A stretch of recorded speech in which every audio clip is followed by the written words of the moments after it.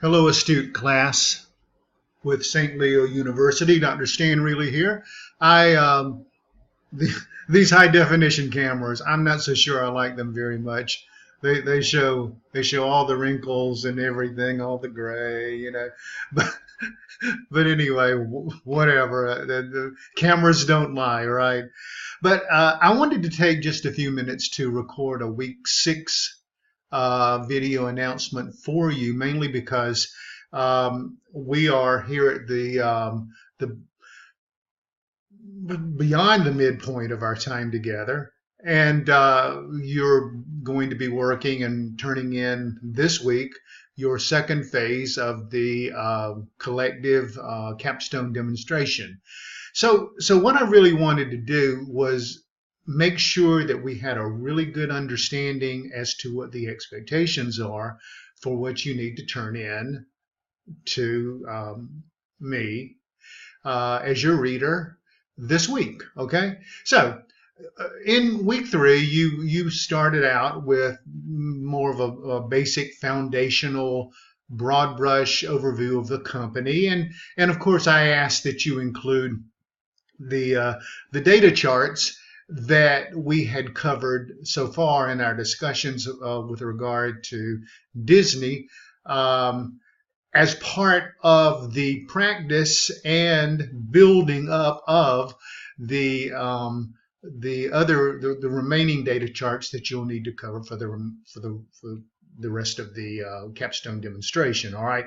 So I wanted you to go ahead and get started with that, mainly so you could get some feedback from me on what I was looking for. And you all did really well with this, and I do appreciate the effort that you put into creating such a strong first assignment. That is the foundation for the rest of the house being built upon, right?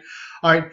So taking that, and in the second phase of the capstone demonstration, continue to build it further.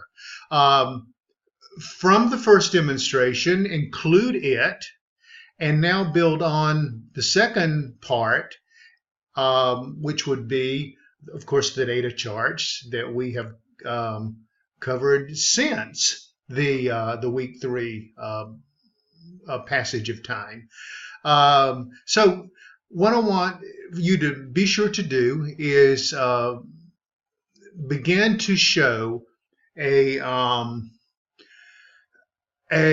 cohesive, more completed demonstration, all right, including the first section and building onto it, now to include the criteria for the second assignment.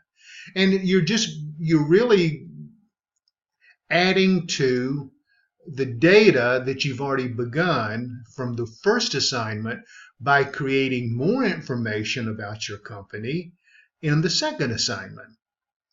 A few details that I wanted to share with you about this. Now, I want to look at your demonstration as one single cohesive document.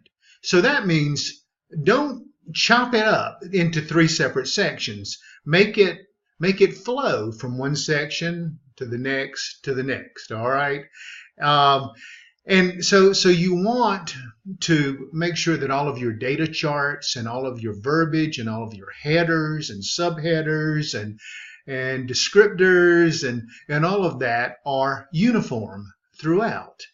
Again, you don't want to make this look like 3 separate assignments that you just stuck together. You want to make this look like one portfolio, let's call it, something that you are proud to hand out in a strategy meeting with your company as to showing the progression of your company as it has grown and stabilized or not, whatever, based on the data that you have accrued and statistically mapped out in your charts and graphs and tables, okay? And be creative with the way you are showing this data, because You want to make it appealing to the eye. You don't want to make it just plain. All right, give it a little bit of pizzazz. Now, not over the top, but enough to the professional viewing it, they would be impressed that it's not just bland data being shown into a generic column file setup, that it actually has some interest, a little bit of color, a little bit of creativity. Vary your data charts. Use pie charts, histograms, line charts, bar charts, whatever you need to do to most effectively show your data consistently. All right. So do this, and again, make it. Even if you have to go back and edit what you did in the first assignment to make it cohesive with the second assignment, be sure to do that. All right. So that you are building up and moving forward with that one single uniform cohesive document that you'll be proud to submit at the very end in week 8. All right. Also, make sure that you begin with your title page. Second page would be your executive summary. Then you have your table of contents. That's the order: title page, executive summary, and table of contents. Now, safe places for these items in your in this next phase of the assignment. All right. If you want to go ahead and begin scribing out the executive summary, do so. If you want to go ahead and begin laying out the table of contents, feel free to do so, but realizing, of course, that when you complete the third assignment, you'll need to go back and edit and revise, all of that, page number adjustments and that sort of thing. So keep that in mind. But remember that your executive summary needs to be a one-page comprehensive overview of your entire demonstration, all 3 assignments. So you haven't written assignment 3 yet, so you can't really complete the executive summary, right? You don't have all the pages yet for your table of contents, so you can't really finish that, but you can go ahead and begin and show the formatting of how it will look. And if you have any raw data that you have performed as a part of your calculating your statistics for your data chart, make sure that you include that at the end in your appendix section. All right. Appendices. All right. If you had to acquire consent letters of any form or fashion, if you have, again, any raw data, I'll just put it that way. If you have questions what raw data is, feel free to look it up, give me a call, write me, whatever. I'll be very happy to explain what I mean. It's just not the finished presentation data, okay? But that doesn't mean that your finished charts go into the appendices. They need to go into the main sections of the assignment, the capstone. But anything raw that you use to create those data charts would go into the appendices, in case I wanted to go back and just check your numbers, which I trust that you will have already done. Let's see, what else do I need to tell you? Oh, make sure that you don't break your data charts between pages, and also because you want to make it as easy for your reader to interpret what they're looking at and what they're reading. And with that being said, make sure that the verbiage is well aligned with the data chart itself. That it's if you have something that you're showing, make sure that it's being described right there with it. All right. So make that in an ensemble. Make sure that you do have your subheaders so that we'll know what you're actually talking about. Your reader. Who knows? You may be presenting this to your company or to a company as a demonstration of as part of your application for getting a job. It will be good enough to do that, showing them what you can do. Some students in the past have used their capstone demonstration as part of their job application in the interview process, so that the hiring manager goes, "Wow, you put all this together. This is great. Imagine what you can do for us." So they've been very successful in using this capstone experience as part of their materials needed to demonstrate their capacities, their abilities, their talent to do various types of work.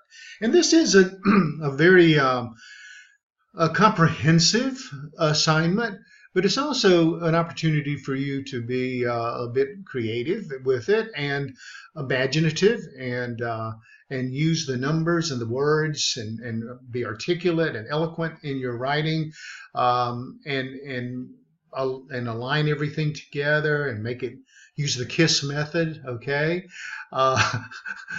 Because you don't want to make it so complicated that your reader doesn't know what they're looking at. You want to make it simple for them. All right. So that being said, one brief transition, segue, whatever you want to call it. Make sure that when you do your PowerPoint for assignment 3, that you narrate. Okay. No speaker's notes. You don't have to write any speaker's notes, but you have to narrate, record onto the slide, show the little icon on the slide so I'll know to click on it, that you actually spoke on that for that particular slide. The slideshow is a visual presentation, so don't use the slideshow to write a bunch of words. That goes into the written document.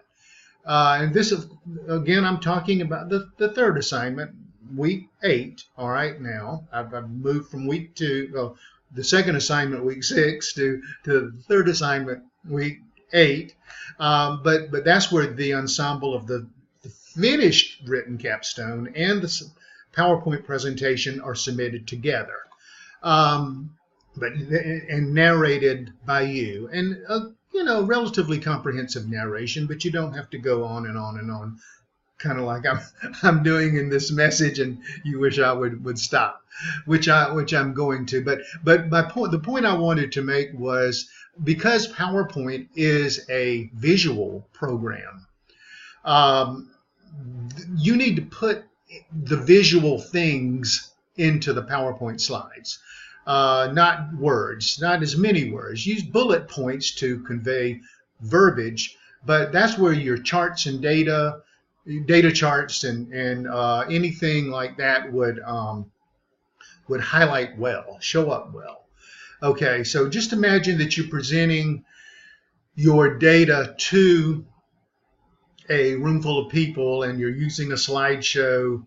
What would you put up on the slides? Okay, you want to show the charts and the data as you have creatively put it forward, and then you would be describing it to them, what they're looking at. So just put yourself in the chair of the person in the audience looking at what you're showing and describing, and make it such that it's a enjoyable, useful, beneficial experience for them. All right. And if you do that, if you're satisfying yourself, you'll certainly be satisfying me. All right. What else did I want to tell you? I can't think of anything else right now other than you're an amazing class. Do keep up the excellent work.